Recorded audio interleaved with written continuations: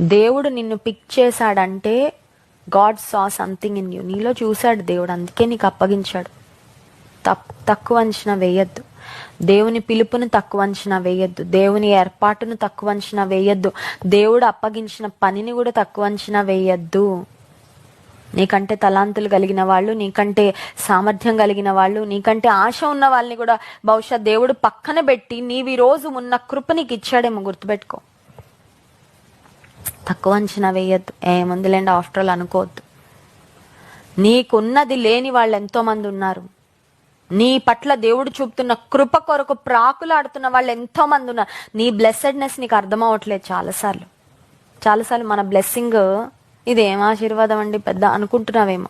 కానీ నీకు తెలుసా, ఎంతమంది దురదృష్టకరమైన పరిస్థితిలో, దీనస్థితిలో ఉన్న నిన్ను చాలా బ్లెస్ చేశాడు దేవుడు. చాలా కృప ఇచ్చాడు నీకు. ఈ రోజు నువ్వు ఉన్న స్థానానికి రావడానికి you are favoured by god. దేవుని ఫేవర్ ఉంది కాబట్టి నువ్వు ఉన్నావు ఈరోజు ఈ స్థానంలో. నీకు అర్థమవట్లా. ఏదో అనుకొని ఉన్న ఆశీర్వాదాన్ని లెక్క చేయకుండా నువ్వు దాన్ని చేజేతులా కోల్పోవద్దు, త్రోసిపుచ్చొద్దు.